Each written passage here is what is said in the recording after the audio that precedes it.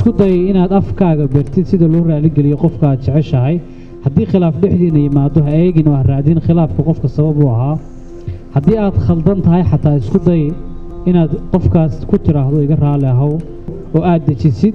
si uu qofkaasi u dareemo inaad si dhab u jeceshahay dadka qaar markaa ku tiraahdo xataa haddii lagaa khaldan yahay raali ahow dheh waxaan anoo laga khaldan yahay sidaa raali ahow qof u dhahaa markasta oo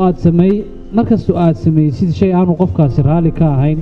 isla markaana aad wejigiisa ka dareentid inuu kaa cadhooday isku day inaad ugu horreyn si dareen la u tiraahdo waan khaldamay iga raali ahow maxaa yeelay waxaad dareemi doontaa wuxuu dareemi doonaa inaad tahay qof bini aadam ah oo khaldamay qaladkiisiina ka soo noqday isku day oo baro markasta inaad ku qancisid qofka aad doonayso inaad nolosha la qaybsato gaar ahaan wakhtiga uu khalad idin dhex galo adiga oo si dareen lagu odhanaya waan khaldamay iga raali ahow ogow jacaylka dhabta ahi waa kan labada qof israali geliyaan wakhtiyada adag ee noloshooda soo mara wakhti kasta oo adagoo noloshiina soo mara haddii aad israali gelisaan waxaa hubaala inuu jacaylkiinaasi guulaysan doono